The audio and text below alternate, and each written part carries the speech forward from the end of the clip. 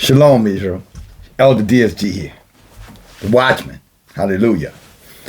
Hey, brothers and sisters. I'm going to take a few moments today and talk about a subject that's many times than not a sore subject, but at the same time, it's pretty damn obvious that there's a problem with this particular subject matter. And in this case, I'm going to use the term holistically. Some of these terms I'm going to use, brothers and sisters, are not natural terms that I use, like, race and black and things of that nature. So you scoffers out there, more you than the rest of Yahuah, for you scoffers, don't scoff over here as though I don't know who we are and our identity, okay? For the sake of bringing clarity to what I know is a real issue among our people that's blocking Yah's blessings, I'm going to have a brief conversation with my brothers and sisters, more or less, how you say, a grassroots kind of, conversation. We're going to talk about, the elephant in the room that no one pretends, or everyone pretends that it's not there. But we all jammed up in the corner, and especially because of it being there. And now we're very uncomfortable and very unsure and very divided. And our book tells us clearly in the book of Amos, how can two walk together, right? How can you be in alignment with anybody? How can you be in a covenant with anybody except you be in agreement with him? Otherwise, it's confusion. You're either confused or you're creating confusion. So it's confusion. Because people are going to be saying, well, why are you all together? What's going on here? What am I supposed to take away from this? What's the message here? And race matters. In this heathenistic country that was foundationally built off of racism, race matters here. Please don't let me go pull out some of these weapons I have to validate how much race matters here. Now, if you're from anywhere else, maybe in the eastern part of the world, you have whatever you have, you're dealing with whatever you're dealing with. Maybe you're in these countries who are black countries, predominantly black countries, so you don't really have to deal with race. You may be dealing with classism, poverty. But here, in the Western Hemisphere, the moment you get off that damn African continent, race matters. It matters. And yet, it's that subject that everybody knows is there, but no one, again, wants to come right out and say what needs to be said with some sense of intellectual competence. Some type of intellectual intelligence. And what I mean by that, where a 5th-year-old or 5th grader, not 5th-year-old, but a 5th grader would understand what it is you're explaining to them. That's what intellectual intelligence, that's how it looks. A 12-year-old would understand what you're saying, and a graduate from one of the most preeminent, prominent colleges among these heathens would also understand what you're saying. When you can do that, you have what is called intellectual intelligence. So that's what I'm going to speak to. I'm going to speak to reaching out and connecting dots that everyone else want to pretend they do not exist. And even when they do exist, plead ignorance around, it's just a lack of love or whatever they say. When they know deep down inside, or should know, that this problem goes beyond what you can see with your natural eyes. Although your natural eyes are driving the conversation. After all, they're colorblind, but they see color.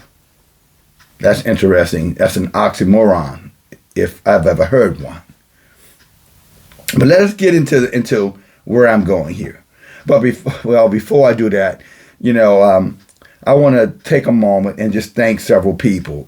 Sister Floria, Brother Rockwell, Brother Yancey, Brother Keat, Sister Jackson, Brother Elmer, and Brother Don.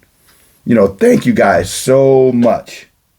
So very, very, very, very much. I hadn't mentioned you over the last couple of messages because there were things happening that y'all was driving me to make sure that I spoke to the issue at hand and kept my focus on those messages. And you can see the last message, Shabbat, and then the message over on the backup channel that was posted on Sunday morning, okay?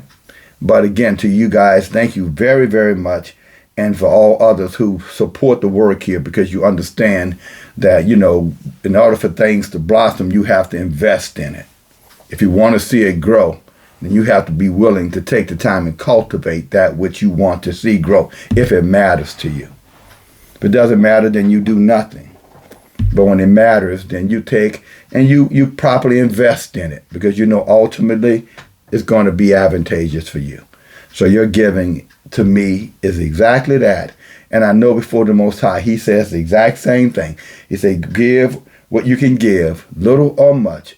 But whichever you give, in your time, on your day of necessity, he is going to bless you. You can read that in the book of Tobit.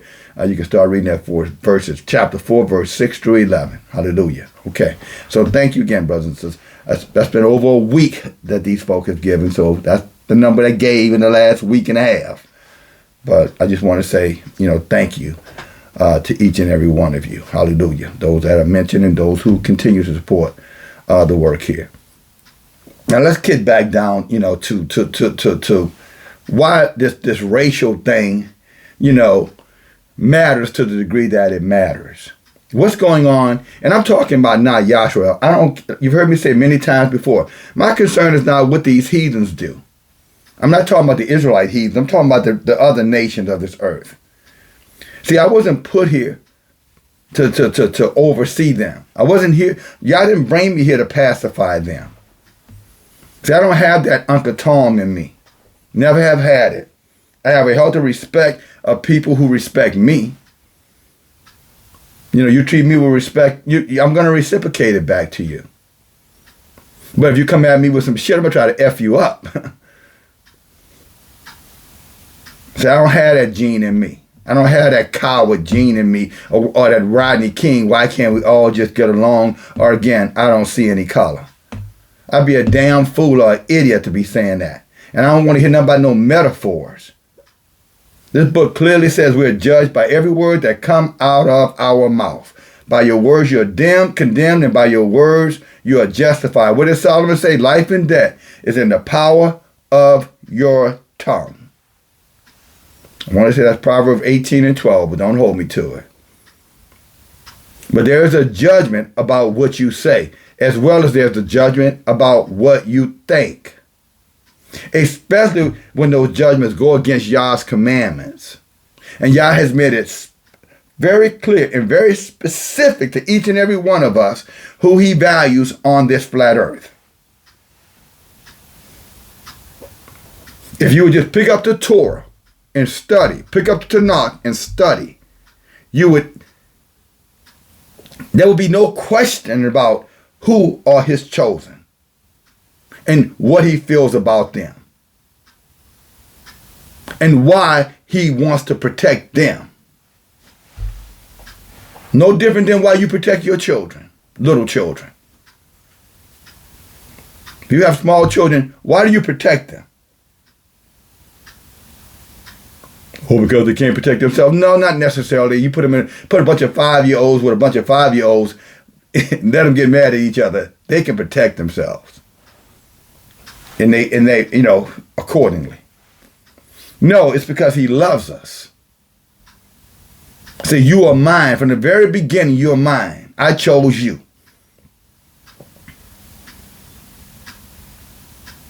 But it's a very odd situation, brothers and sisters, when the the creator of everything, the Most High Yahuah. It's an amazing thing to your elder when he has chosen a select group of people,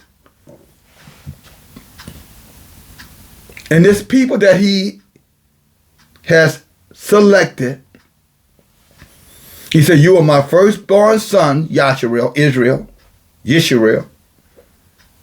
and yet this people will choose every other people and their gods over him. Most of us. That is criminal. It's insane. It's insane. And when you look at the situation among us, this divisiveness, this, like David in Psalm 71, what he said, I will put my trust in Yahuah. Let me not be what? Confused, confounded. Why did he say that? Why did he say that? Because there was confusion, misinformation all around him. And on top of that, he had enemies in his own homestead. Some could call it kingdom. Some will say in his own house. That's why in Psalms chapter 55, he said their words were smooth as butter, but war was in their hearts. In other words, they hated him. They wanted to destroy him. They wanted to kill him. Wicked Israelite coming among us, amongst the people, bringing about confusion, not only in their words, but also in their behavior. They do evil, or they slay the just, but they don't hold themselves accountable. Can we say it that way? Zechariah 11:5. They create confusion, but they don't hold themselves accountable for that confusion. And therefore now in Israel, because that's what it's talking about, this book is written for us. It was by Yahuah for us. All prophets, all the scribes in this book, and I'm not talking about New Testament, that's white man shit.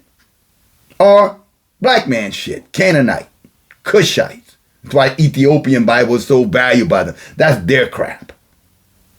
I'm talking about Yah's Tanakh and Yah's Torah, along with the so-called missing books, the relevant ones, like Enoch and Jasher and Tobit and Maccabees and Jubilees, to name a few.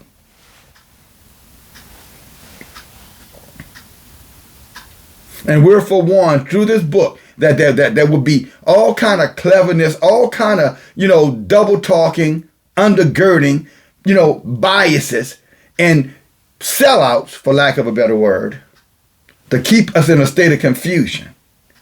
Knowing that inside that confusion, they will be able to have advantage.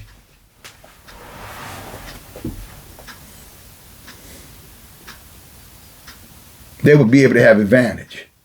And see, brothers and sisters, if it was a little thing or it didn't mean anything, I wouldn't waste your time talking to you about it. But then there's some of us who don't understand that just because you think there's nothing to it or nothing wrong with it, that's not the way the Most High feels about it. I mean, he kind of helps us out a little bit. He kind of leads the witness. He said, there's a way that's going to seem right to you, but it's going to get your ass destroyed. So he kind of leads the witness. But then there's wicked Israelites among us who hate themselves so much that they would accept anything among us.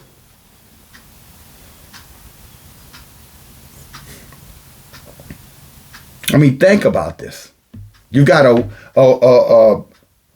witch, for lack of a better word. I don't know what else would you call Harris.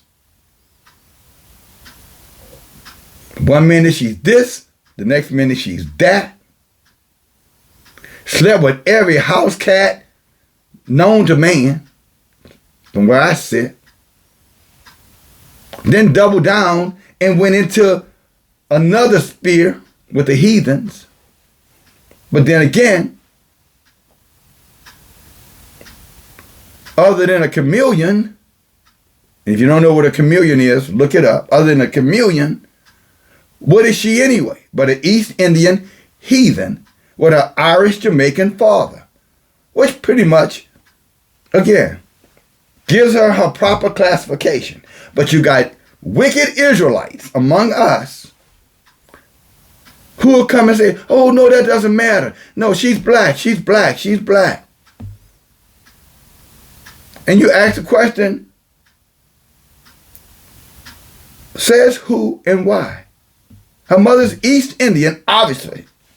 Father, again, Jamaican, Irish. If you ever seen a real picture of, not one they're making up, you can look and see the man is not an Israelite. He know more of an Israelite because he was born in Jamaica as, I don't know, Joe Biden is a Israelite because he was born, in America.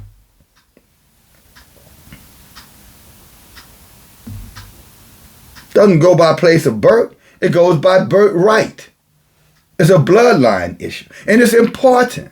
Because why? Because Yahuah said it's important. He said, I have set you apart from the rest of the nations. Do not, conform to them. Do not, be led or participate in the things that they participate in, because the things they participate in go against me. Their behavior denounce me, is what Yahuah is saying to us. Their behavior says that I don't matter. Why can't we all just coexist? What's the difference? Jew, Gentile, male, female, Catholic, Protestant.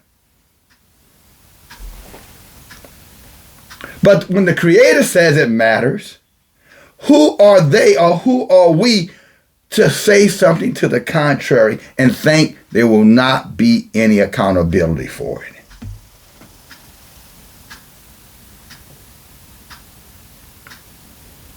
Your ignorance would have to be boiled down to a low, low gravy to think that you could go against your Creator because you don't agree with Him.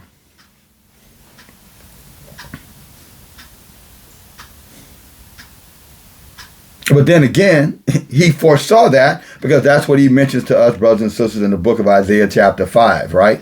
And 14, He says what? Hell has gotten bigger. Hell, the fiery furnace, the place of ultimate damnation, the place of ultimate of horror. He says it's gotten bigger. Did y'all say I got to dump all this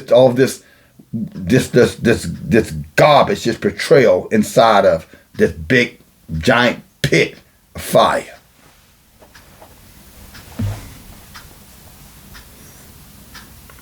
And I bring up Harris, but I can bring up Obama. Again, another situation. Mom's white woman, father Kenyan. But somehow or another, he became, a part of the so-called Black American experience in America. Never had any part in that. Oh man, grew up in Hawaii, spent time in Indonesia. Father's most likely a Muslim from Kenya. White Irish mom. See, this white Irish thing keep popping up, brothers and sisters. There's something going on with that. Biting Irish. There's something going on in there. Some little weird connection. All these people are related. And just because there's a little cocoa in their butter, we want to put it all over you so your body can be nice and smooth, so you can look good. But I'm going to say this, those of you who are taking that approach, you may be looking good on the outside, but inside you are dead man bones. You're the wretched of the earth. You're the stench of the earth. Not because DFG says so, because Yahuah says so. He said that when you go against His commandments, and His commandments are clear what He wants for His people. He said when we compromise and we sell out, these are some of the consequences. So I'm going to take, and I'm going to get to this book, and I'm going to hit you with a couple of things. But before I hit you with that, I'm going to hit you with one more thing. And I'm still talking about this portrayal, this race issue within Israel. Because our people, again, we're quick to want to go claim, the melanated, I don't know, Jamaican or the melanated Haitian or the melanated, Trinidadian. But what we fail to see in many of those cultures, they hate us. They hate Judah. You can go to these little islands all over the place. You see, because you got a lot of these folk in these islands who are passing, and if they're not passing, they're racist. I've lived all over this country, and right now I'm in New England. And I'll give you some examples. Puerto Ricans up here, melanated ones, can't stand us.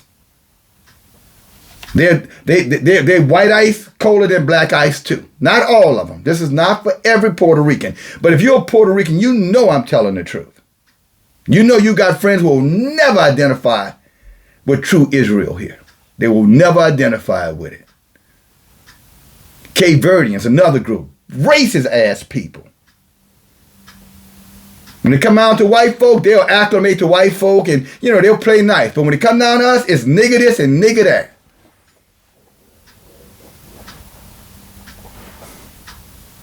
They're proud to not call themselves Africans. I work with some of them.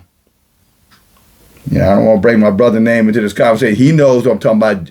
I'll just say Joe and with the other Fernando. You remember him. Very light-skinned Cape Verdeans, but they didn't want to have a damn thing to do with dark-skinned Israelites or melanated Israelites.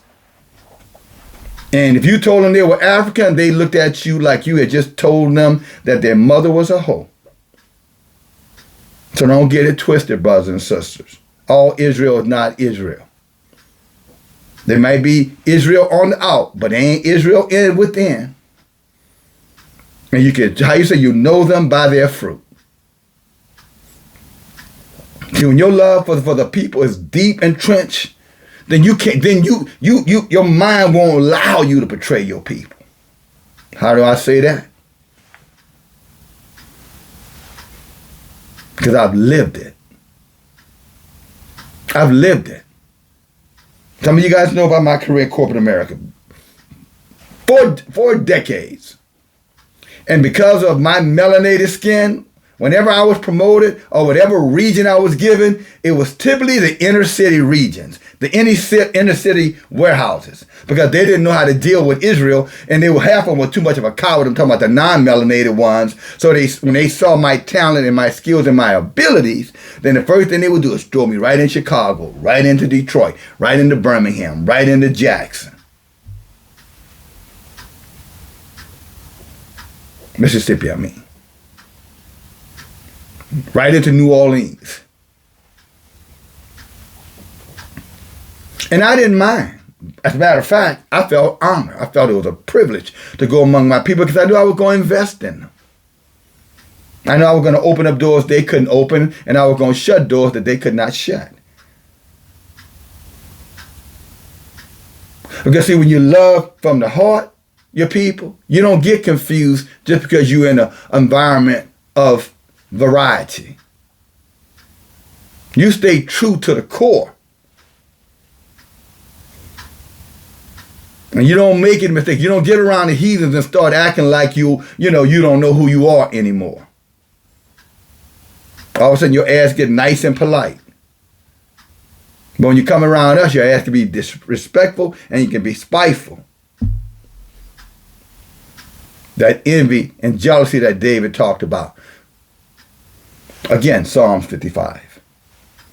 And again, if it did not matter, I wouldn't waste my time talking about it. But it does matter. And the closer we get to the end, brothers and sisters, the more it's going to matter. Because if you think for 1 second, these Israelites here who are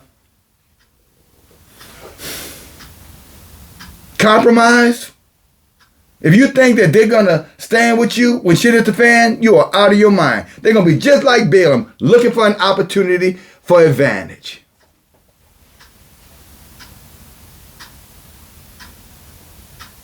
They're going to do just what Proverbs 28:1 said.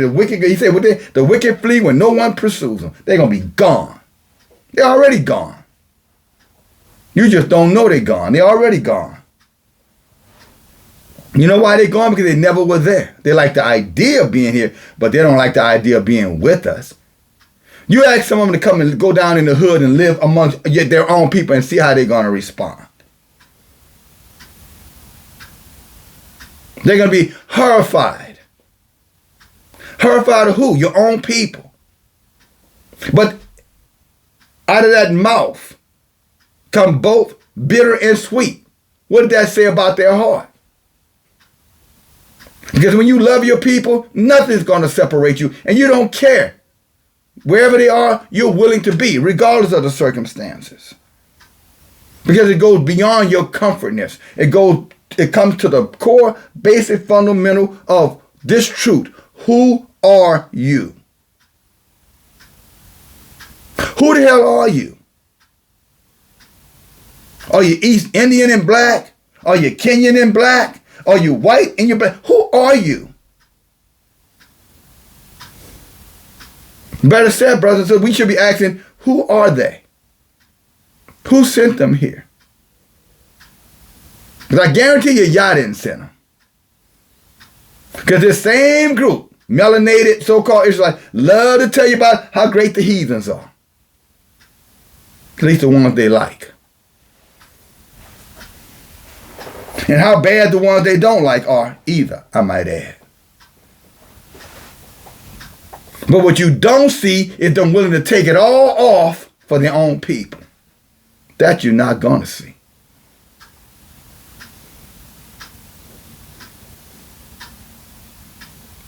And therefore, Yah is putting in my heart to remind you, you better look forward. You better see, Isaiah said you got eyes to see, you better use them. He said you got ears to hear, you better listen up. And for that wicked group out there, the Balaamites out there, you had better repent. Y'all gonna tear your ass up. I'm just telling you for that. I know you don't like me because I don't care what you like. I'm just gonna tell you the truth. The book of Isaiah says it's gonna be such horror for the daughters of Zion as they get closer to the end. Why wouldn't you want somebody, sisters, to just tell you straight up truth? So that you could avoid that horrific outcome that many of your sisters are going to go through. Not because I said true. I'm saying to you again, if you love Yahuah with all your heart, all your mind, and all your strength, sisters, I'm telling you, you need to go read Isaiah chapter 3. You need to read Isaiah chapter 3. And just so you know, if you read chapter 2, verse 2, it's going to say at the end of the days, in the last days. So if you believe we're at the end of time, that this world is about to end, based on everything that you see going on around you, sister, the wickedness, the horror, the bitterness, the economy crashing, war everywhere, self-hatred, people altering themselves, people now confusing you with their agenda or their agenda. If you believe these things that you see out here are true, you need to go read Isaiah chapter 3, sister.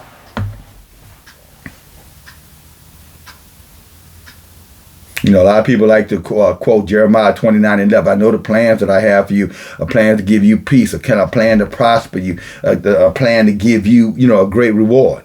Yeah, if you total in obedience. Because see, again, that's that cognitive dissonance that happens amongst our people. Convenient lies. Because they don't want to deal with the uncomfortable truth. So Jeremiah 29:11 don't apply to them.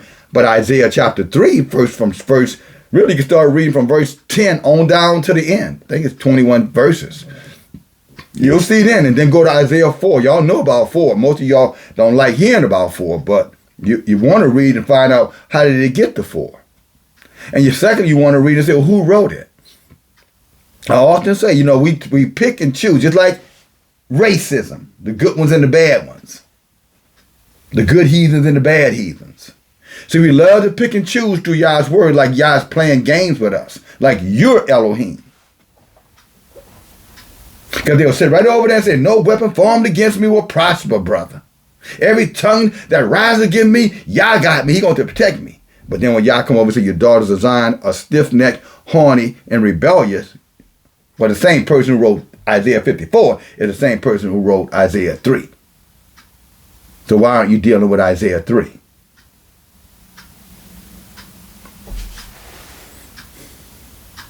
Is it because you're confused and don't even realize it? Because you, again, are falling right into that proverb. There's a way that seems right to a person, but the end of that way is going to lead you to an early death. Because you choose to say what Yah says is important isn't important. Only, again, if it's advantageous or beneficial to you. Then you give it a healthy weight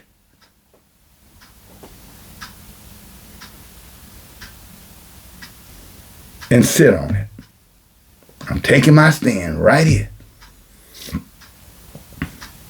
But ultimately, that stand or that ground you standing on, since it's not solid ground, it's going to open up. And you might want to remember what happened to Korah and that group who thought they were on solid ground, solid standing before Yahuah. Only to find out, no, they weren't. And when the man of Yahuah had come to them to warn them, they didn't want to hear, because after all, he's not Yahuah. I only listen to Yahuah. Well, they found out the hard way. Yah was speaking through Moses. Just like he's speaking to some of us right now. Men, not women, men. Daughters of Zion, he's speaking to you, but he's not speaking through you. And he still loves you equal. So don't go say, is Yah not equal? We studied that the other day. Them not, when we looked in 4 Ezra, people kept a question, is Yah not equal? Is Yah not equal? Why isn't Yah equal? Because they didn't like the laws that he come up with. But that's, and so they were, having an attitude about it. Coming around, listening in, but they had an attitude. I don't agree with that. Yah's no respecter of person. That's what the Christian book told you. Ain't what Yah said. Well, what about this woman? What about them? Were they all working to the kingdom of Yah for the sovereignty of their people? Or were they over there selling us out for heathens? Help me understand. I'm listening to. But they're all surrounding the Kamala camp and the Obama camp and whatever damn, camp tramp. The Trump camp tramp. Or were they doing things singly for Yasharel, for their people? Who was Judith fighting for? Who was Deborah fighting for? Who was Abigail fighting for? Who was Esther fighting for? And in each one of the cases, none of them were fighting for a heathen. They were fighting for their people. But you don't know these things because you choose to go the way you want to go, is what Yah tells us. And that's why he said you are haughty-minded, high-minded, stiff-necked, prideful. Can't be told, don't know the word apology. If you spelt it out for their ass and then put a big old hat on their head says, say apology, please. You ain't going to do it because you're arrogant. You're high-minded. This culture, the enemy, has enticed you and pulled you in to be like them when Yah told you not to be that way. And you told Yah, well, race don't matter.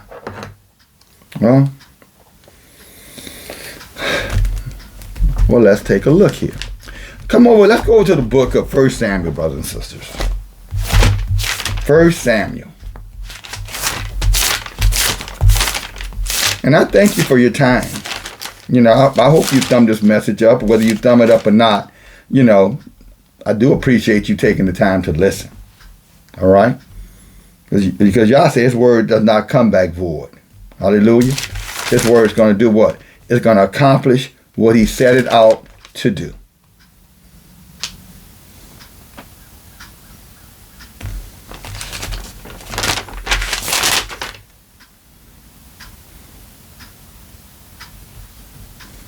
Okay, let's go to the book of 1 Samuel. I'm going to start reading at chapter 8, verse 1. And it came to pass when Samuel was old, and that he made his sons judges over Yasharel. Now the name of his first son was Joel, and the name of his second was Yahuah. And these were judges in Beersheba. And his sons walked not in Samuel's ways, but turned aside after money. And they took bribes, and they perverted judgment. See that word perverted? That means they altered things based off of what was to their advantage. And if it was not an advantage for them, they would not have altered it. And that's exactly what's going on right now with many of our people. They have compromised themselves for advantage. And this is why right here it's saying that they perverted judgment. Perverted judgment means you're taking the judgment of Yah and you're spinning it and you're twisting it. And you're making it palatable for yourself. With no regards whether or not it matters before Yahuah and your brethren. Perverting the judgment. He goes on to say, verse 4, then all the elders of Yasharel gathered themselves together, and they came to Samuel and said unto Ramah, verse 5, and they said unto him, behold, you are old, and your sons walk not in your ways. Now make us a king to judge us like all the nations. See, here we go. Here we go. So instead of them saying, let's look for righteous Israelites among us, if your sons won't do, fine. Let's find others in Israel. No, you want to make a covenant with the heathens. Perverting the judgment. But they will always try to justify it. That's how you know them. You know them by their works, brothers. They will always try to justify Yah's judgment when it causes them some type of inconvenience.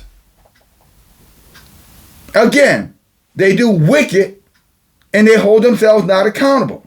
But that's okay because Yah's going to hold you accountable.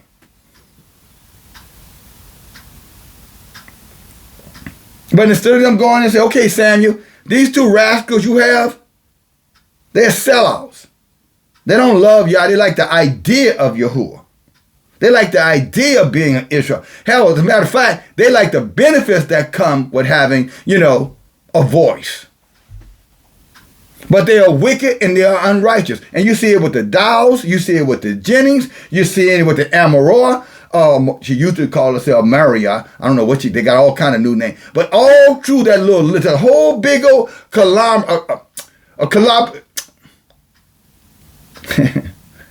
collaboration of them. Slow down.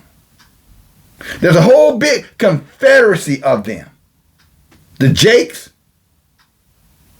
the Winfreys, again, the Obamas, all of them, just a big giant cesspool of filth and wickedness, perverting Yah's judgment and trying to utilize melanation for relationship. And it might work on the simple-minded of our people. Again, that's what I started earlier. Oh, she's black, but she's not. No, I mean, she's a person of color. Oh, now we're compromising again. That's that, oh, this is a good one. Here we go again. Perverting judgment. See, if it shows see, there's one thing about this book, brother. So this book is going to expose the wicked. I'm telling you, that's why you want to be with us on these studies on Wednesday nights, because this book is going to expose the wicked. A lot of us are walking amongst the things and we're not able to see it. Not because we hate Yah, it's just the fact that we don't know how to look for the hidden things. Again, not because you hate Yah, it's just because you don't know how to look for the hidden thing. And it's hidden for a reason. Oh, and Yah hid it. Good luck trying to find it if he don't want you to find it. Yah hid it. Good luck trying to find it if Yah don't want you to find it. You'll think you found it and you have found nothing. But he did give us a word in terms of, shall there be a secret? And I not reveal it to whom? My servants, the prophets. His servants, the prophets, not these self-appointed prophets. Deuteronomy 18 talks about that group. He said, they ain't nothing but a bunch of liars. But he said, for my prophet, I'm going to show them those secret things so they can help those who are looking for me with clarity and strength and understanding.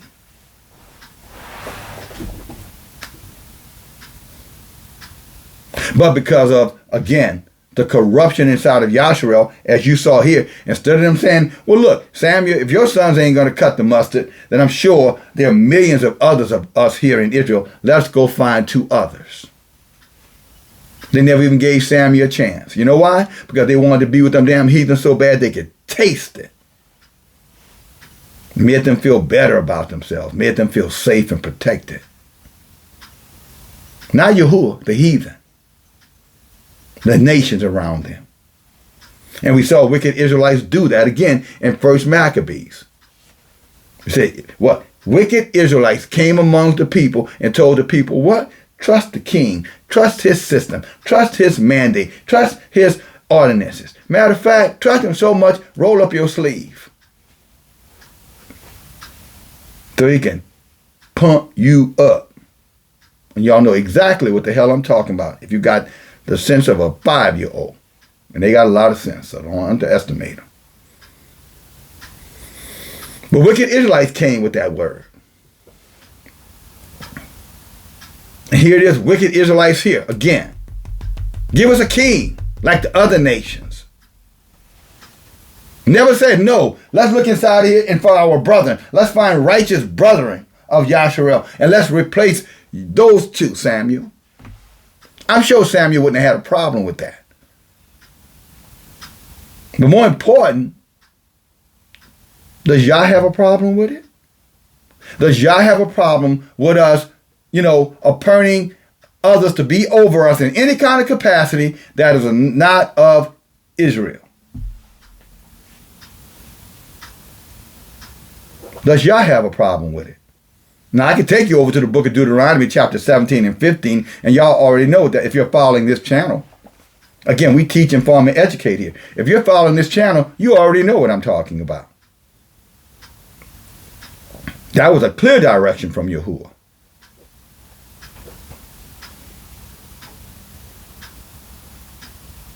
When he said no one over you, that means have no influence over you.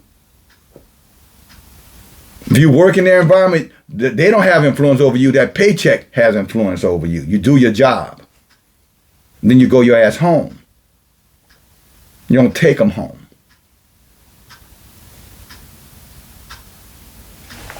But wicked ass Israelite gonna do what they're gonna do no matter what Yah says. So here's what it says. Look here, brothers and sisters. It says, look what it says. Verse 5.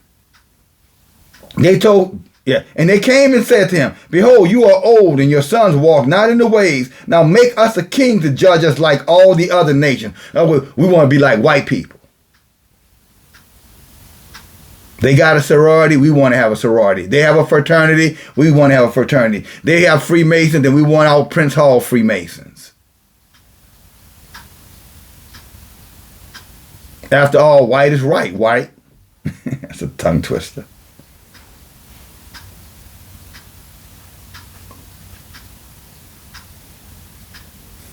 Verse 6, but this thing displeased Samuel when they said, give us a king to judge us. And Samuel prayed to Yahuah like any righteous man would. And Yahuah said unto Samuel, hearken to the voice of the people and all that they say unto you. For they have not rejected you, but they have rejected me. Uh-oh. Uh-oh. Give us a king. We want to be like them. White ice better than black ice. I want to be like my neighbors. I want my neighbor to think I'm like them.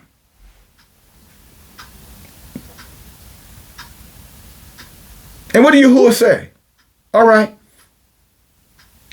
The moment you ever embrace these heathens and put them in any kind of way of influence over you, that you are in rebellion.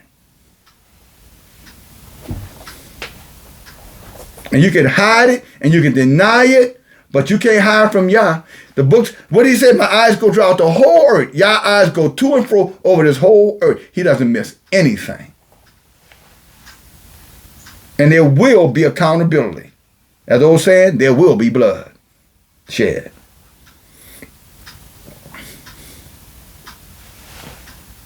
You see, when this civil war starts, you're going to find out real fast who's on whose side. a Mr. Passive, you're going to find out he is passive. He loves his kind and he loves our kind. Therefore, he's divided. He's between two opinions and he ain't going to do a damn thing. He'd be like the goddamn, movie, what's that Bugs Bunny movie? Which way did he go? Which way did he go? Which way did he go? Elmer Fudd. Looking for a rabbit. And Bugs Bunny. Making a fool out of him. But he deserves it. Double-minded man. Unstable in all their ways. That's why David again said, let me not be confounded. And this applies to any of you. If you're over there contemplating what I should do, you shouldn't have to contemplate. The word tells you what you should be doing. Why are you questioning Yah? Well, I'm not questioning Yah, Elder. I'm just not sure. Well, okay, I'm here. Are you going to listen? Do you want to be assured, or you just want to be, to justify your lack of surety, to justify your behavior? Convenient lies for uncomfortable truth. Again, cognitive dissonance. It's a clever word, but it just means you're selling yourself out.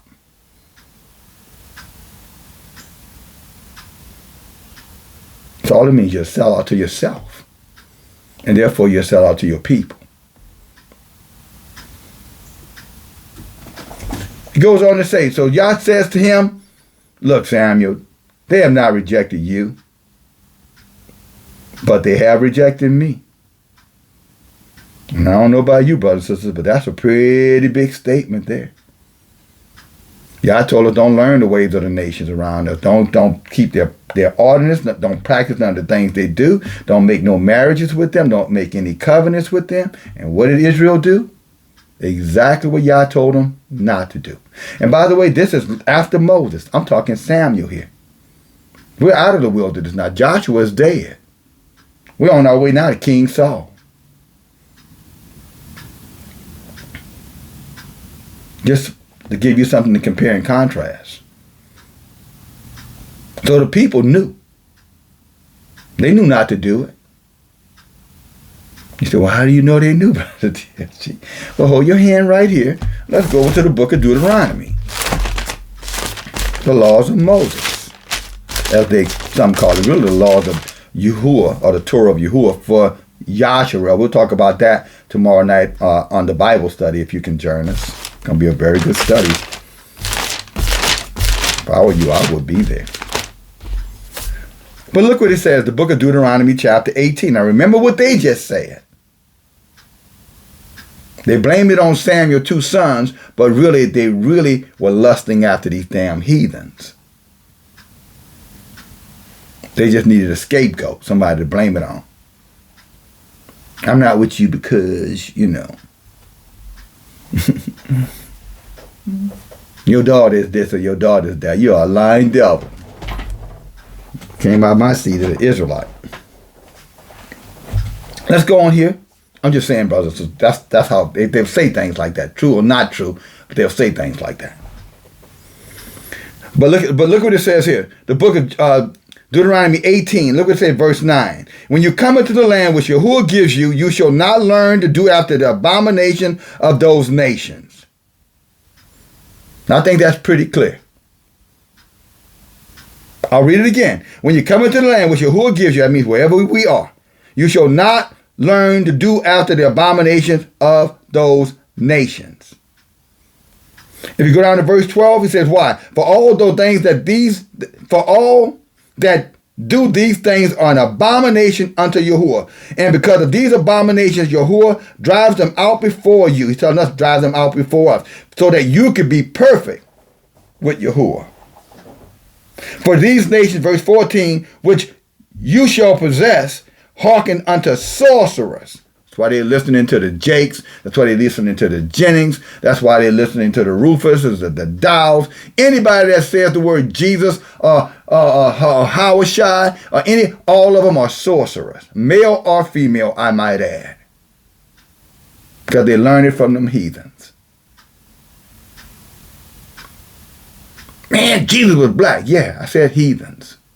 You know, like the ones that were following after Nimrod. The African king, that helps you better? Of course he would have been black. He was their god. But he was a heathen god. You might want to look up R-A, I'm sorry. Just Google up the god Ra, the god, G-O-D, R-A. And look when he was born, look who his parents were, look who his fathers were, and tell me if you don't see the same story about your sweet Jesus. And that was thousands of years before they whitewashed it, turned it from black to make it white. But it was still an abomination. And it is today if you're over there. So you're sorcerers, and if you're with them, then you're under a spell. For these nations which you shall possess, hearken unto sorcerers and diviners. These are people who do all kind of little magic and tricks and fake healings or sometime healings. Diviners tell you everything that you want to hear. Tell you, Israel doesn't matter. The commandments over with. The Torah is done away with. You can eat what you want to eat. You can love who you want to love. The stranger is who I say the stranger is, not who Yah say it is. They know more about Yah than Yah know about himself. Let them tell it. That's what a divinator will do. That's what divination is all about. Religions and self-religion. Self-beliefs. A way that seems right to a man. But as for you, Yahuah has not suffered you to do this thing.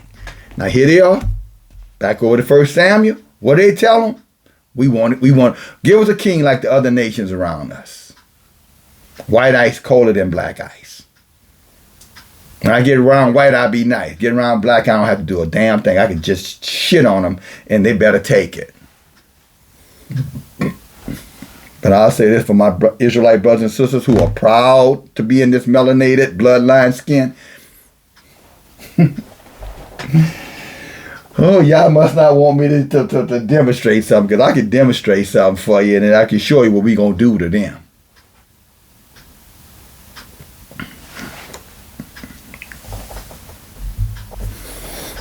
I think about what happened when Yah told our people to break away from the Moabites, and they wouldn't do it.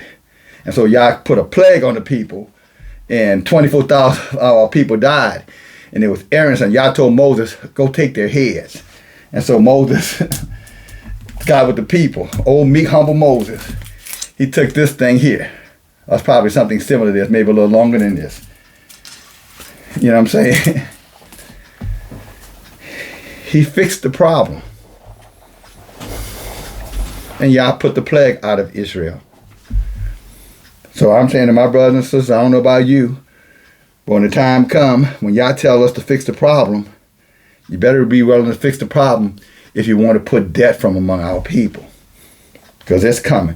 Because too many of our people have sold us out for the same thing that Samuel's son sold out. What? For money, bribes, and perverting the judgment.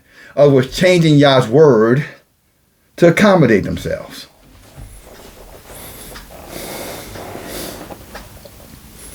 But again, he says, but this thing displeased Samuel when they said, give us a king to judge us. And Samuel prayed to Yahuah. And we should have a certain indignation when we see that type of compromising going on among our people.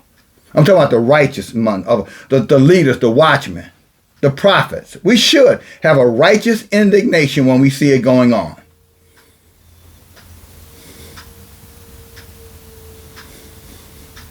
But now when you look around, you don't find that righteous indignation anywhere. Because again, they're sold out for cash. They sold out to the highest bidder, Candace Owens. 3 weeks ago, she was on them damn heathens. Talking about the fake Jews. Y'all know what I'm talking about. Now all of a sudden, she's back on top of us. So for all you over there, give her a chance. You might want to go look at her last couple of videos and see how she's going in on our people. YouTube put her ass in that jail. When she came out there, her ass was reformed, just like Andrew Tate. Then, oh boy, they're playing with her money. And she starts saying, yes, honey. Whatever you say, honey. Hon. Uh-huh. Yeah. Oh yeah, she back on. They got her straight now. She back on track.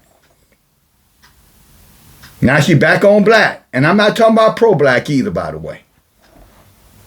I told you I'm going to use some of these terms in the beginning of this message, so I know we're Israelites. I don't call myself black. I call myself an Israelite man from the tribe of Judah, best I understand.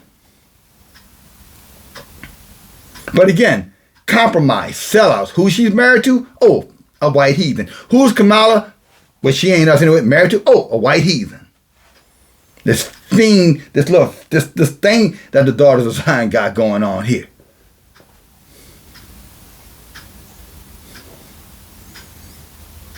This common thread that runs among a certain group.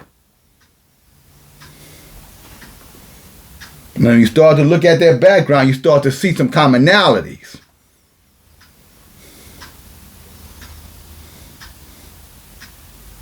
And since most of the men are scared to say it because they fear if they say they're not going to have actual, what you call sexual access, I'll say it. And yeah, ain't nothing wrong with me sexual, so I ain't worrying about no shit like that. Because some of you might say, well, yeah, it's because you probably, gray in the face and, and you done in that area. Look, I know 20-some-year-olds done in that area, and I ain't done in that area. So I'm not, my point is, I don't want to get off track here. My point is, it's got to do with taking a stand for your people and taking a stand for Yah and keeping these commandments.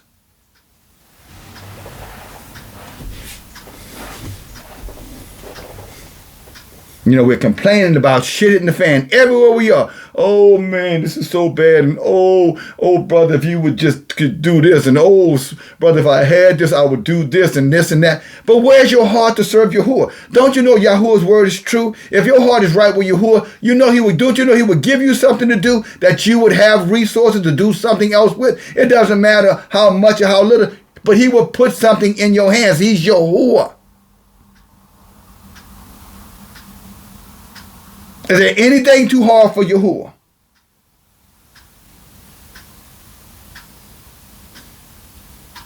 And the answer should be a resounding no. There's nothing too hard for Yah. Nothing. And this is why he told Samuel. He said, no, they didn't reject you, but they have rejected me. Because now they're going to trust in the heathens for their resources. Under the guise that that's what I wanted for them. When it clearly says, not. Learn not their ways, take none of their ordinances, and don't make any kind of covenants with them, including marriage. Oh. Uh-oh. Look at this. Back to Deuteronomy, chapter 7. If you haven't thumbed this up, you might want to thumb it up and pass it along, because I got a feeling you're going to be able to help some folk, brothers and sisters. Maybe even going to help you. If you're righteous, you'll be contrite, you'll repent, you'll come out and stay out. But look at the book of Deuteronomy, chapter 7, verse 2.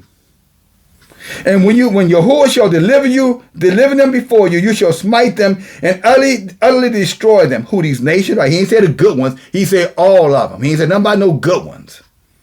He said you should utterly destroy them and show no mercy to them. Them means all of them. Neither shall you make marriages with them. Again, verse 3, neither shall you make marriages with them. Neither shall you make marriages with them. What about that do you not understand?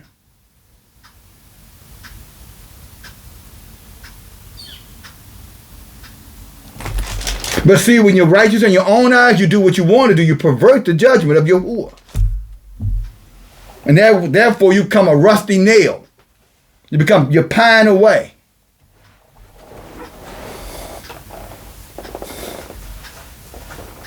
Your life becomes stagnant. Nothing to see here. Oh.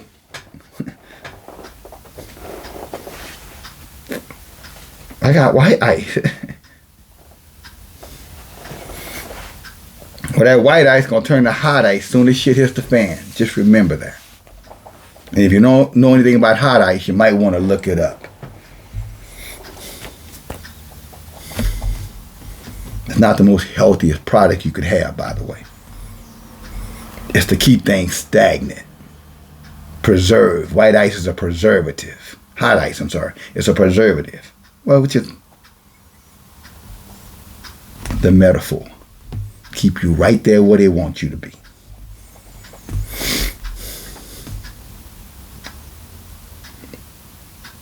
What did Nani Arechi say? Hello? Is it me you're looking for? For I wonder where you are, and I wonder what you do. Are you somewhere feeling lonely? Is someone loving you? Tell me how to win your heart, 'cause I haven't got a clue. But let me start by saying I love you.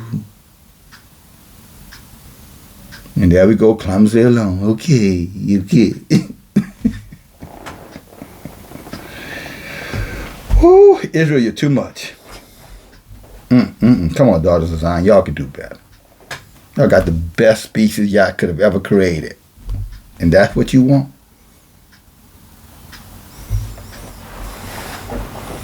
Anyway, let's come on back down, get back into the how you say, back to business. Let's get back to grinding. Verse 8. Okay, let's go back to 7. I think this is very important. We saw what Yah said about his covenants. And his covenants, his Torah, is forever. That means he don't change. He ain't going to break it. He's not going to break it for you, daughter Zion. And when you look over there at Isaiah chapter 3, those women were in that situation because they were not keeping Yah's commandments. They were doing what they wanted to do. That's what high-minded means, perverting judgment. You know, chasing after the nation, chasing the bag. It says right here, they were looking for money, looking for bribes, perverting judgment. Wanted racial access.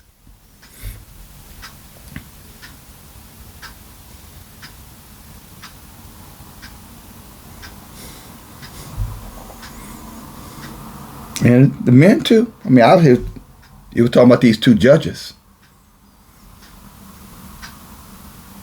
But see, Yahweh is not equal. And I want to say this clear to my sisters. Be very careful when you start to push on Yah. Yah is not a man. His ways are not, your ways are not his ways. His thoughts not your thoughts. I'm telling you. And a lot of my dear sisters, respectfully, you're making a big mistake. You're not well studied. You think you are, but you're not. You're going through the scripture and you're finding scriptures that justify what you want to do. Would make you in conflict with Yahuah. That's why he gave us precepts. It's exactly why I teach with precepts. And we've been through several already. That's called a witness.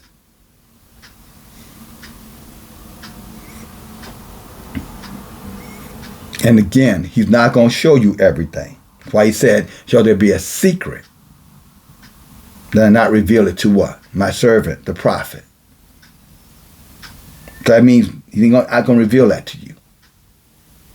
Not the secret things. And I'm sure he has a good reason for it. And guess what? It's none of your business what that reason is.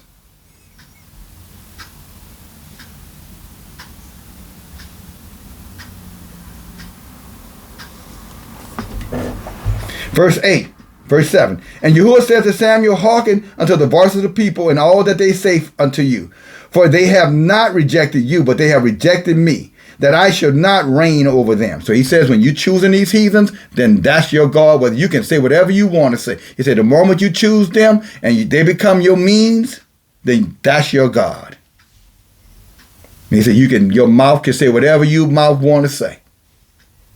If it goes against my commandments, then you made a decision. He says, and according to all the works which they have done since the day that I brought them out of their bondage, even unto this day, which is Egypt, wherewith they have forsaken me, and they have served other Elohim, and that's all these religions and all their gods. So do they also unto you. Again, let's read that one more time. Verse 8. According to all these works which they have done since the day I brought them up out of Egypt or bondage, even into whatever bondage that you may have been in or still in, even unto this day, wherewith they have forsaken me and served other gods, so do they also unto you.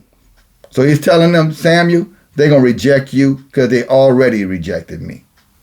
And he says that to the watchman, wherever you might be. If you're being received and embraced, I got bad news for you. You're a heathen. I'm just telling you. You have compromised yourself because this book don't lie. Y'all said, that's not the way it goes. He said, when you're going to stand up on this truth, you ain't going to make friends. This is not Dale Carnegie, win friends and influence people. No, he's going to be just the opposite. You're going to have enemies. Many enemies. Many-enemies. To the enemies, many-enemies. You're going to have many-enemies. And that's why these men, again, some of them started off probably sincere. Some of the daughters too, sincere. But life circumstances came, problems, arose, and they went the way of Balaam. They sought the enemy for solutions, and the enemy was more than willing to abide.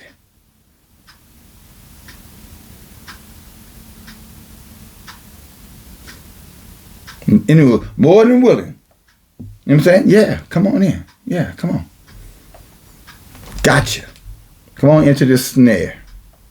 I'm going to keep you right here. They were more than happy to accommodate us. They always loved the good niggas on the plantation. You didn't know that? He just white. She just like us, almost. She ain't like the rest of them.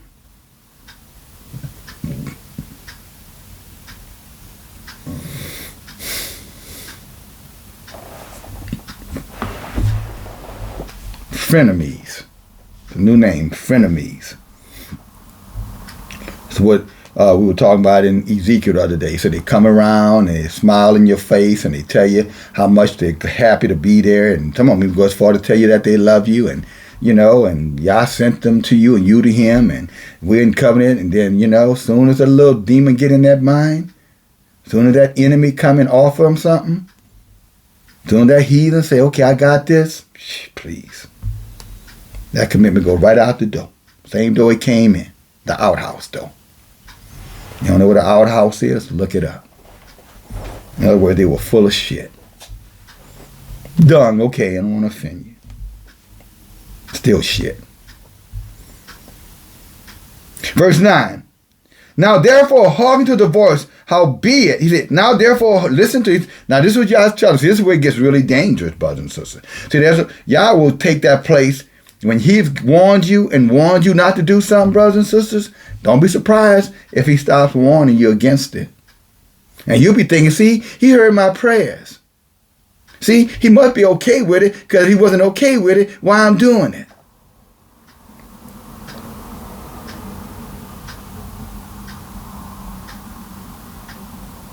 No, he's not okay with it. He's just not going to wrestle with you with it.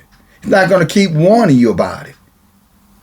He's going to give you a certain period of time, and then when you don't address it, he's going to say, okay then, stay right there where you are. Like he told Balaam. No, Balaam, don't turn back. Because Balaam, when that angel came out there with that sword, that ass told him, that thing about to kill you. Oh, Balaam was more than ready to repent. Then he was ready to repent. I'll go back. Y'all said, no, it's in your heart, man. Then no, you go it on. He said, but I'm not cursing. And you can't curse what I am cursing. You can't bless what I don't bless. So you go tell your little wicked heathen friend, your king, your covering, your protector. You go tell him that I said, get the hell out of here and don't come back before I destroy all of them. Ultimately, he did. Bail them right along with them. Same thing going to happen to the sellouts among Israel. These, race don't matter. Both. I can do what I want to do. Because Yah said so. Yah said, no, I didn't. I said what I said right here. And you can try to confound the people or confound yourself. You trying to confound the people, you're going to end up being confused with what Yah is saying.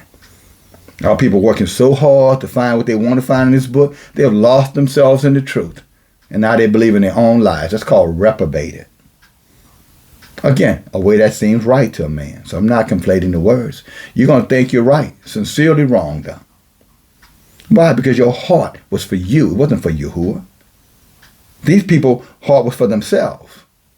Israel was looking at the others and thinking about how much life would be better if they had the life of the heathens. And that's why we glorify the LeBron James, and we glorify, not we like in me, we as a nation of people. That's why we glorify the Venus and the Jay-Z's and the Beyoncés. Glorify, the Kamalas and all of them. We glorify all these heathens because they make us think of whiteness. It makes us think of how well they live.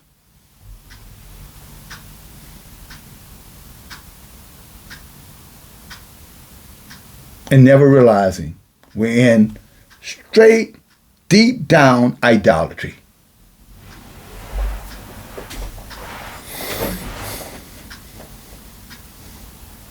But of course, that's why they put them in front of us. They treat us like little children. Give them food, give them entertainment, and then you don't have to worry about them. They'll be occupied till you come back home. When you go out there and do what you got to do, and you come back, you follow. If you gave them food and entertainment, they'll be sitting their asses right there doing nothing.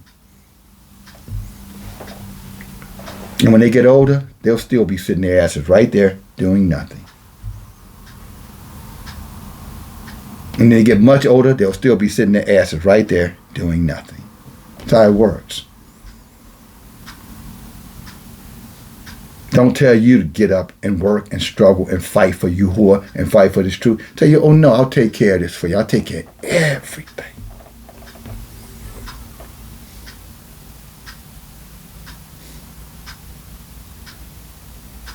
How else would a snare work? A snare is a trap. Obviously, it can't be obvious what they're up to, or the trap wouldn't, or the effectiveness of the trap would be compromised. So they're never going to tell you what they're really doing. They're going to tell you what you really want to hear. And they're going to demonstrate little things. So they're going to make it look like, well, it's going to be real carrots. You're just not going to see that trap over your head. That trap over your head is Yah's judgment, by the way. You're just not going to see that. You'll see the carrots and you'll see the bread. You'll see the lemonade. You'll see the lemons. You'll see whatever you want. They'll get it for you. Yeah. But what you don't realize, there's a trap above your head. And it's going to snap right down on you. And then the ground going to open up for you. And there you're going to burn. Eternally. No, you think you're not. But yes, you are. And these are the people. They're saying, oh, no. No. But like he said, but Yah said no. If you told them enough times, Samuel, then just go along with it. Just say, okay, go ahead then. Go do you. Go do it. All right? You've been warned. You've been warned. You've been warned. You've been warned. So now Yah say he's not going to warn you no more. He's going to let you go do. He's going to leave you to your own device. And that's a dangerous place to be, brothers and sisters. And that's many of our brothers and sisters, unfortunately. Yah is leaving you to your own devices. Now you doing what you want to do. Blaming Yah when it don't go right and giving him credit when it goes well. But Yah is not either in the either or. It's all about you now. You're on your own journey now.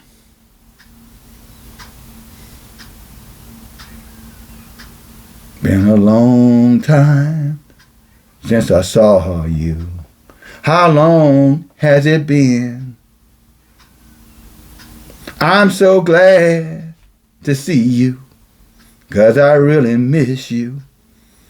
You are the only one, me for you and you for me. Listen, baby, it's a trap. Listen, baby, it's a trap. Listen, brother, it's a trap. or not? Verse 9, now therefore hearken to their voice, howbeit yet they protest. Howbeit yet protest. He said, listen to them, but don't stop saying something about it. So that's what he tell me. Okay, he said, you can't do nothing about it, elder, watchman, messenger, prophet. He said, but don't shut up. Cry loud, spare not. You keep talking about it. Don't you dare shut your mouth. That's what it's saying here. Let me read it to you again. He said, now therefore hearken unto their voice, howbeit yet protest solemnly unto them, and show them the manner of the king that will reign over them. So he tells Samuel, tell them you can expect shit to hit the fan real soon. That's what he's really saying. Just tell them they can expect shit to hit the fan. It's going to get bad. You want these kings? You want your cake? Eat it. You made the bed? Sleep in it. Because under them little soft little cushions is some stakes. You know what I'm saying? Like a knife. I'm not going to keep doing this because somebody's going to think I'm doing something. That's what David said. The words were smooth as butter, right? But they had a sword in their hands. It's a good demonstration. Got to give me a little credit for that. That ought to get, share, a thumb up, or even a donation. I don't know.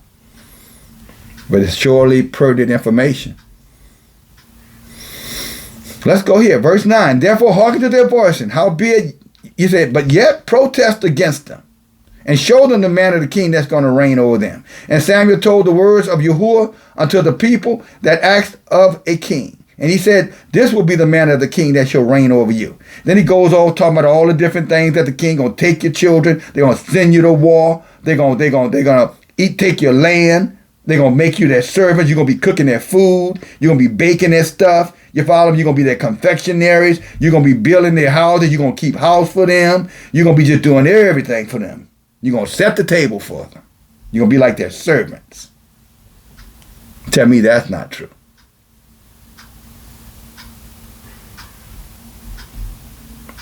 But he was talking about the Israelite king. Yeah, Israelite king like the damn heathens.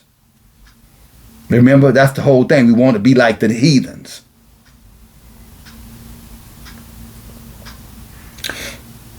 And he will make your men serve. He will make up and he will take your men servants and your maid servants and your goodlies, the best men, and your asses, and he won't put them all to work.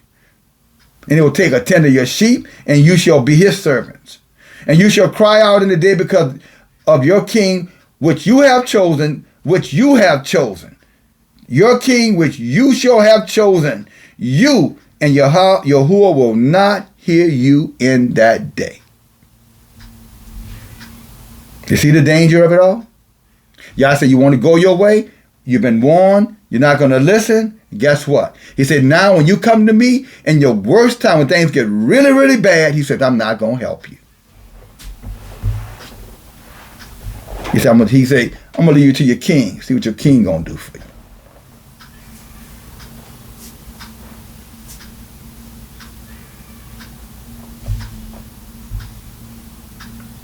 And you would think after that warning, even after hearing this message, many of our brothers and sisters would be like, shit, brother DFG, I got some soul searching to do. I got to go back and reevaluate how I'm living. I'm out here doing me, man, just grinding, man, trying to get that bag, man, and not realizing that I'm going against Yahuah the whole time. I'm looking at my neighbors, looking at their nice house, their nice cars, their nice bank, and all this stuff, and that's what I'm dreaming of. And y'all said, but that's not what I wanted for you. That's not for you. See, this is, for them, heaven must be like this. But for us, it's unimaginable what the kingdom of Yahuah is for us. He said, eye has not seen, nor has it entered to the heart of a man the things that Yahuah has prepared for those who love him. That's Isaiah 64 and 4. It says, the majesty, the majestics, the majesty of it. He said, you can't even imagine, brothers and sisters. Just like he said, you can't imagine his thoughts. He said, but the beauty and the honor for your obedience, he said, you can't imagine that either, what that reward is going to be. He said, why these rebellious ones here, who are doing their own thing, are burning in hell, you're going to be in spots and places that your mind is not capable of producing. It's not in you. It's beyond that. I don't care how beautiful you can imagine something to be. Y'all say, not even close. How happy you could be. Y'all say, not even close. How healthy you could be. Y'all say, not even close. Y'all say we're going to be so healthy when it rains, the rain going to just, if we're not feeling well, we can walk outside, the rain fall us, we're going to be well. Not take nothing, just the rain going to heal our bodies. You have grapes so big, you ain't going to be able to fill a wine jug, a barrel with it. Smells coming from all over the earth, smelling like all kind of fresh, delicious fruit. Men coming back, from journeys back and forth to glorify and worship Yah on the feast days and on the Shabbats. And when we come, our beautiful children are going to be running to us. And you follow me, and so glad to see us. And we'll be so happy to see our children, healthy children. Daughters of Zion having, 1,000 children, and children living to be 100 years old. They get a chance to spend 100 years with them before they start getting grown and start their families. The women of Zion in their beautiful attire, the men of Zion in their beautiful attire, and everybody's just happy and loving and just, praising Yah and loving one another and enjoying everything that the Creator had planted on this earth for us the first time. Yah said, I'm going to make it right and even better the second time.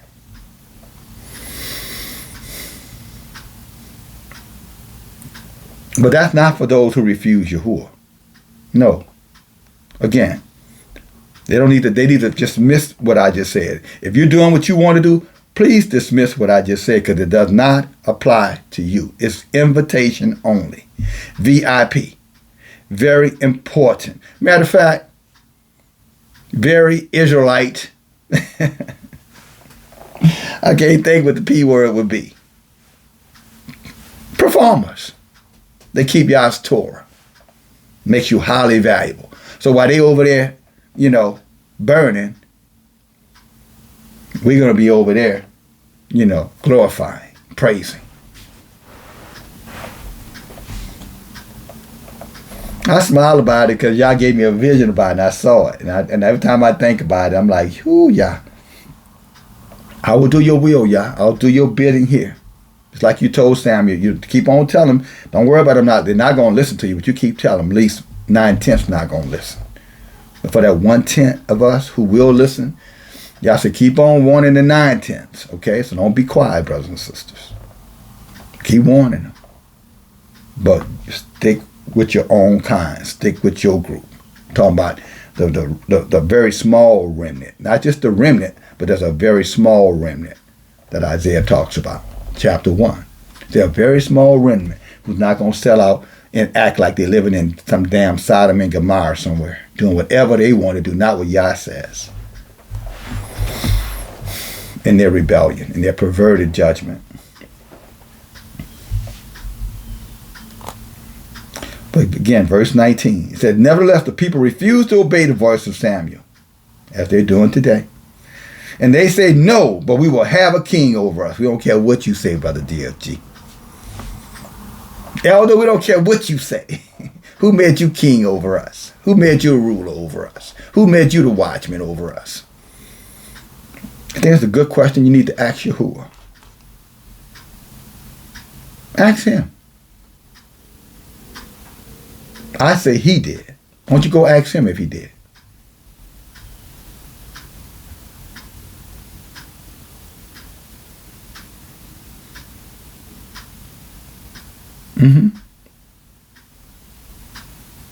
From my very, very early beginnings. And I'm right here doing it. So what's your problem? It shouldn't be that hard.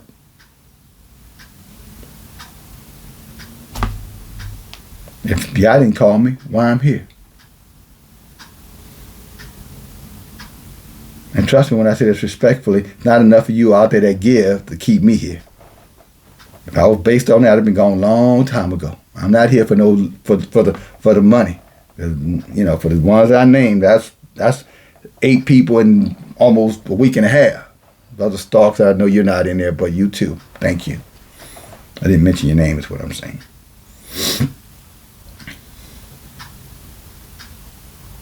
But Yah is good. He loves us.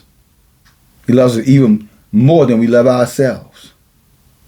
But just like here, let's finish up. Say, nevertheless, the people refused to obey the voice of Samuel. And no, but they said, no, we're going to have us a king. I'm going to get me a white man or whatever. That me also must be like, that I may be like all the other nations. So obviously, this is not a conflation. And our king may judge us. And no, like all the nations, and that our king may judge us and go out before us and fight our battles. Don't hold yourself responsible. Let him take care of you. Let them take care of you. Not you take care of yourself. And Samuel heard the words of the people, and he rehearsed them in the ears of Yahuah. Samuel went right back and said, yeah, you heard what they said. He said, yeah, you hear? Why Yah said, be careful how you handle his messengers, because we're going to go back and tell on you. We're going to tell Yah exactly what you did. And if we are his, you will hear from him. And you're not going to like it when he does come and send the Grim Reaper on knocking at your door or in your bedroom. Remember he said you're going to be afraid by those terrors by the night and them arrows by the day? That's going to be Yah sending them. You say you want to hear him? Well, then maybe you'll hear me. Again, you say you didn't want to hear him? No. Well, maybe you'll hear me then. And I'm a flaming fire, so be ready.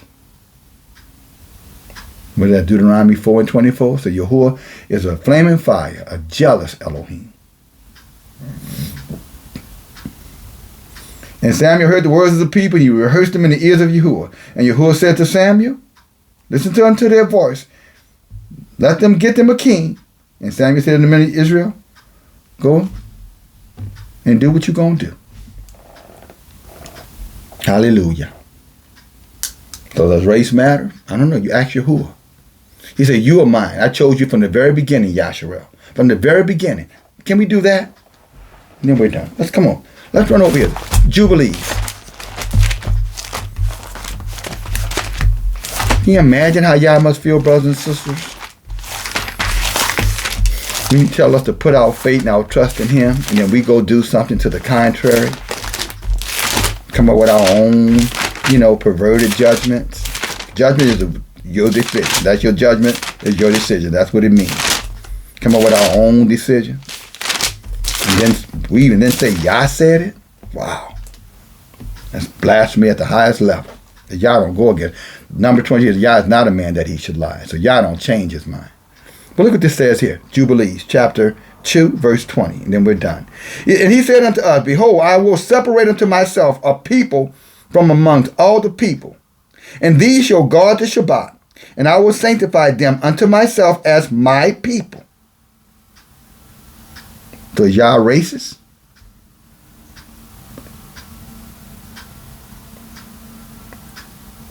And will bless them. Well, is Yah not equal? Well, I know some of you are shaking your fist there. Well, I couldn't serve a Yah like that. I know you can't. That's why you're not. That's why you become God. But let's see what that's going to get you when you hit that graveyard.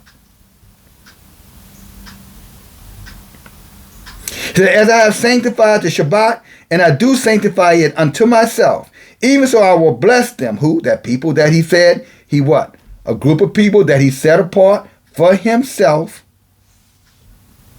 And they shall be my people, and I will be their Elohim, which means Yahuah, a sovereign, alone, no other. And it's not a trinity, not many.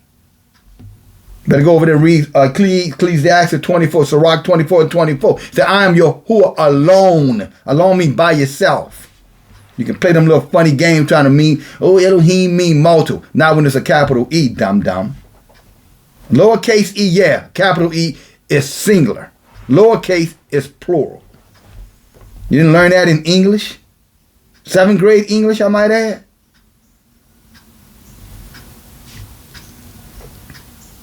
Better put them doggone Xbox down and your I don't know, your iPads, telephone down and get a real education. But you be made a fool. Verse 21. He said, and I have chosen the seed of Jacob. Your seed means his generations. From amongst all that I have seen, he's seen everybody. And I have written him down as my firstborn son, not Jesus, Yahuah, us. He said he looked over this whole earth and he decided we were going to be his people, Yahuah. And I have sanctified him unto myself forever and ever. And I will teach them my Shabbat, and on that day they may guard the Shabbat thereon and do no work. And he goes on. You can continue reading. If you drive down to verse 33, look what it says here. It says this, and the creator of all things, same chapter, verse 2, bless this day, and he has created for a blessing in the holiness, the glory above all days. This Torah and testimony was given to the children of Yahuah as a Torah forever and to all of their generations. How these heathen gonna lie and tell us that it was done away with?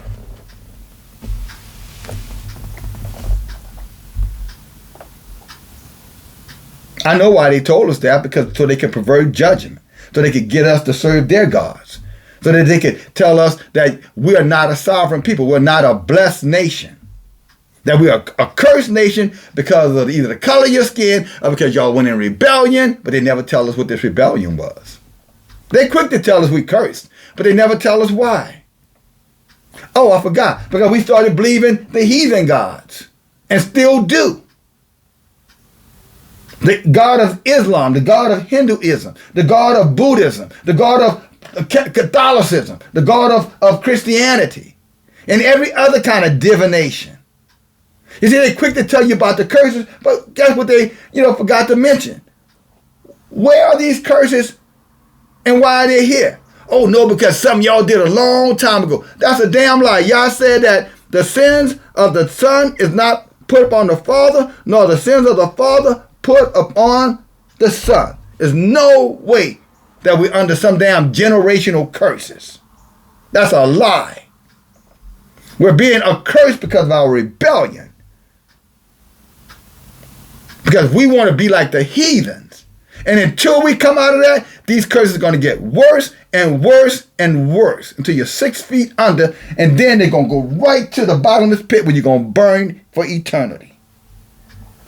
These curses are on us because of our violation. He told us, learn not the ways of those heathens. Don't make no covenants with them. Don't make no partnerships with them. Don't conflate the truth with them. Don't do any of those things with them. And what does Israel have done? Give us a king so we could be like them.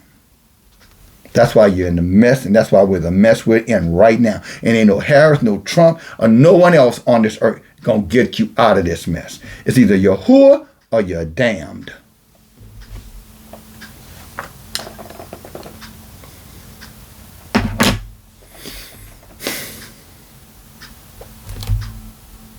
All the blessings in the world await you.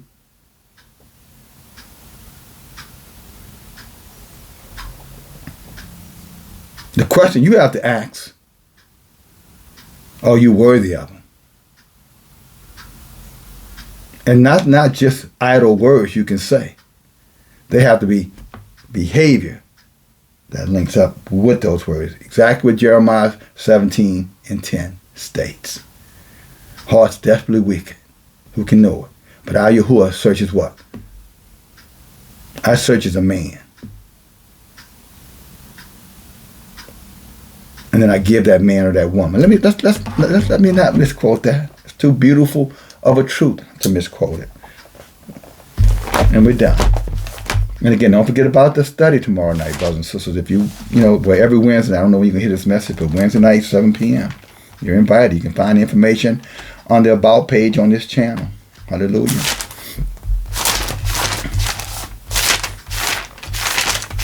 Again, all of you who support the work that your elder, your watchmen do, I appreciate you again. Thank you very much. Look what it says here, the book of Jeremiah 17:9. The heart is deceitful above all things, meaning your heart can deceive you. You think just because you think you're right, don't make you right.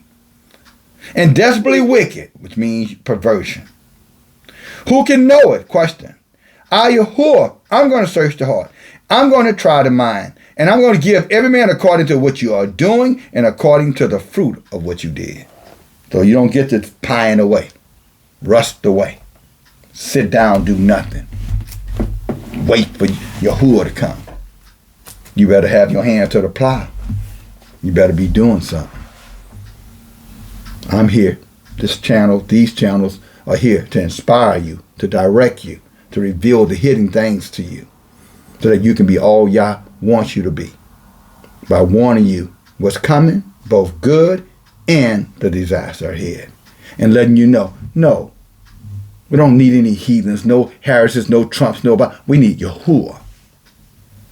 But we also need to be obedient. Come out from among them. Love Yahuah with all your heart, all your mind, and all your strength. And then love your brethren as you love yourself. Hallelujah. Praise Yah. Share the message. Thumb it up. Until next time. Maybe next time will be the study tomorrow night. May Yah bless you and keep you. Watch over and protect you. Shalom.